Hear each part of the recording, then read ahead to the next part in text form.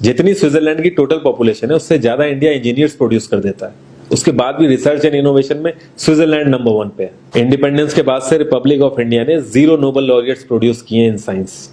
USA ने 100 plus कर दिए। ASER की रिपोर्ट के हिसाब से 83% एजुकेटेड इंडियंस एम्प्लॉयबल ही नहीं है। और ये जो सुंदर पिचाई, सत्या नदेला की हम बात करते हैं, इन्होंने भी आगे चल के अपनी एजुकेशन बाहर से ही करी है। और ये सारी चीजें जो मैं बोल रहा हूं ना, इसका रूट कॉज फाइंड आउट करने के लिए हमें थोड़ा सा पीछे जाना पड़ेगा। जब ब्रिटिशर्स हम पे रूल कर रहे थे तो ईस्ट इंडिया कंपनी के सामने 2 मेजर चैलेंजेस थे।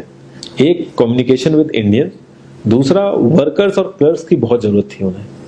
फिर थॉमस बेविंगटन मैकॉय ने हमें इंग्लिश एजुकेशन एक्ट ऑफ 1835 दिया, जिससे उनके दोनों पर्पस पूरे हुए। पहला, उनको बंदे चाहिए थे जो चुपचाप डेस्क पे बैठे, अपना काम करें, क्वेश्चंस ना करें और ज्यादा क्रिएटिव ना हो। Second, communication in English. English सबसे ज्यादा बोले जाने वाली लैंग्वेज नहीं है, उसके बाद भी इंग्लिश एक लैंग्वेज की बजाय एक क्लास बन गया इंडिया में। रशिया, चाइना, फ्रांस, ये सब जगह इतना ऑब्सेशन नहीं है इंग्लिश को लेके जितना इंडिया में है। पुअर कम्युनिकेशन बोला जाता है अगर आपकी इंग्लिश अच्छी नहीं है, जबकि इंग्लिश ना आने का मतलब है कि आपको कोई और लैंग्वेज आती है। 5 साल पुराना iOS भी आज की डेट में आउटडेटेड माना जाता है। लेकिन इतनी इंपॉर्टेंट चीज, हमारा एजुकेशन सिस्टम, आज भी बस थोड़े से चेंजेस के साथ ऐसे ही चल रहा है। हमारे एजुकेशन सिस्टम में रटने का कंपटीशन होता है, जो ज्यादा रट लेता है उसके ज्यादा मार्क्स आते हैं। अब 95% जिसके संस्कृत में आए हैं वो भी संस्कृत नहीं बोल पा रहा है। और बेसिक हिस्ट्री होने की बजाय इतनी मोटी मोटी किताबें हैं हिस्ट्री की जिसका कोई मतलब नहीं है। अगर आज की डेट में आपको कुछ भी पता करना है, आप गूगल से पता कर लोगे। उसके लिए आपको याद करने की जरूरत नहीं है इतना कुछ। और ये गवर्नमेंट स्कूल में हर क्लास में इंग्लिश का सब्जेक्ट है। 12-12 साल लगाने के बाद भी लोग इंग्लिश नहीं बोल पा रहे हैं। और बिना किसी बुक को पढ़े 5 साल का बच्चा सीख लेता है, क्योंकि उसको वैसा एनवायरमेंट मिल जाता है। A+B का whole square is equal to A² + B² + 2AB। इसका रियल लाइफ में क्या यूज है किसी को नहीं पता, न प्रिंसिपल, न टीचर, न बच्चे, बस पढ़ाए चले जा रहे हैं। हो सकता है इसका कुछ मतलब हो, लेकिन आप ट्राई करके देख लेना, किसी को नहीं पता। हाँ, 2AB की जगह अगर आपने 3AB बोल दिया तो 4 लोग हंसने वाले मिल जाएंगे आपके ऊपर।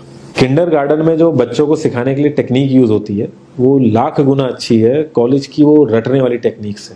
और जिन बच्चों के बहुत ज्यादा नंबर आते हैं ना, जो वो छुपा छुपा के एग्जाम में लिखते हैं, आप देखोगे जब वो रियल लाइफ में जाते हैं ना तो ज्यादातर क्रम्बल करते हैं वो। हर किसी को सेम सिलेबस और सेम चीज सिखाई जाती है बिना उसकी कैपेबिलिटी देखे। और क्रिएटिविटी का तो दूर दूर तक मतलब नहीं होता। अब एक लाइन से आप शेर, मछली, सांप, हाथी सबको लाइन से खड़ा कर दो और उनसे कहो पेड़ पे चढ़ो, उनको तो जिंदगी भर यही लगेगा ना कि वो तो किसी काबिल ही नहीं है। और द्रोणाचार्य ने भी पांडवों को उनकी स्किल सेट के हिसाब से उनको चीजें सिखाई, सबको एक ही चीज नहीं सिखा दी। और हमारे एजुकेशन सिस्टम में ज्यादा ऑप्शंस भी नहीं है। सबसे ऊपर साइंस, फिर कॉमर्स, और सबसे नीचे जाके कहीं नंबर आता है आर्ट्स का। आर्ट्स लेने वाले को तो लोग इतना हल्के में लेते हैं जैसे वो किसी काम का ही नहीं है। हर माँ बाप को तो इंजीनियर या डॉक्टर ही बनाना है। कॉलेज वाले अगर एक्स्ट्रा कोर्स रख भी देते हैं तो माँ बाप एंट्री नहीं कराएंगे, तो वो सारा पैसा बर्बाद होगा कॉलेज का। तो ऑप्शंस कहाँ से आएंगे? और बचपन से ही आपकी ट्रेनिंग स्टार्ट हो जाती है। माँ बाप, भाई बहन, रिलेटिव सब यही समझाते हैं अगर आपके मार्क्स नहीं आए और जॉब नहीं लगी तो आपकी जिंदगी बेकार। और लाइफ की क्रिएटिविटी को आप रखते हो साइड में, और ये अच्छे मार्क्स और अच्छी जॉब पाना आपका सपना बन जाता है। अब ये सपना पूरा हो जाता है तो बहुत बढ़िया है, दूसरे को जेलस फील कराओगे, नीचा फील कराओगे। और इस छोटी सी उम्र में अगर सपना टूट जाता है तो सेल्फ डाउट में आ जाओगे। इतना बाहर वाले आपको नीचा नहीं समझेंगे जितना आप खुद की नजरों में गिर जाओगे। आप किसी भी 4-5 सक्सेसफुल आदमियों के बारे में सोच के देखिए जिन्हें आप बहुत सक्सेसफुल मानते हो या जिनकी तरह लाइफ आप जीना चाहते हो। मैं ये कह सकता हूं कि वो इस एजुकेशन सिस्टम की वजह से तो सक्सेसफुल नहीं होंगे, चाहे वो जो भी हो। धीरू भाई अंबानी, विराट कोहली, आमिर खान, नरेंद्र मोदी, ये सब हमारे इस करंट एजुकेशन सिस्टम के ट्रैप में नहीं फंसे। इन्होंने खुद सीखा, खुद एजुकेट हुए और खुद आगे बढ़े। किसी कंपनी के सीईओ को अगर ये कहा जाए कि आप अपनी कंपनी के सारे डिपार्टमेंट में इंटरव्यू दीजिए, तो कोई गारंटी नहीं है कि वो सारे डिपार्टमेंट के इंटरव्यू निकाल लेगा।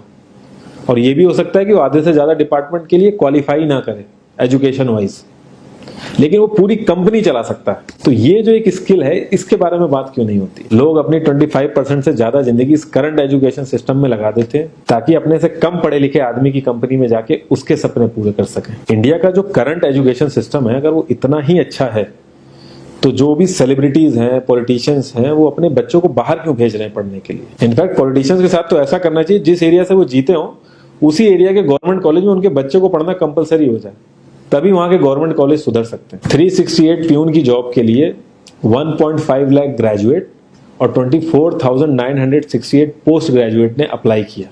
मैं IAS-PCS की तो बात नहीं करता हूँ, वो तो एक पैशन की बात होती है, लेकिन कुछ लोग 5-5, 6-6 साल से तैयारी कर रहे हैं कि कोई भी गवर्नमेंट जॉब मिल जाए उन्हें। उनसे पूछोगे क्यों ऐसे इतने टाइम से लगे हुए हो, तो वो एक ही चीज बोलेंगे कि जॉब सिक्योर है। मतलब आप काम नहीं भी करोगे तो आपको निकाला नहीं जाएगा। ये सारी कामचोरी वाली बातें माइंड में इसीलिए आती हैं क्योंकि हमारा जो करंट एजुकेशन सिस्टम है वो इतना कॉन्फिडेंस ही नहीं देता है कि हम अपनी स्किल के दम पे कहीं जाके काम करें और हमें निकलने का डर ना हो। मैं आने वाले 10 साल की तो बात ही नहीं कर रहा हूँ, अगर मैं आने वाले 5 साल की भी बात करूं तो टेक्नोलॉजीज में इतना ज्यादा चेंजेस आ जाएगा कि जो आज हम पढ़ रहे हैं, जिस स्किल पे हम फोकस कर रहे हैं, पता नहीं वो रेलेवेंट भी होगी कि नहीं उस समय। Cloud computing, SEO, digital marketing, ये सब जॉब्स पहले एग्जिस्ट ही नहीं करती थी। हम लोगों को एजाइल होना पड़ेगा, नई नई चीजों को सीखने के लिए ओपन रहना पड़ेगा, क्रिएटिव माइंड लगाना पड़ेगा।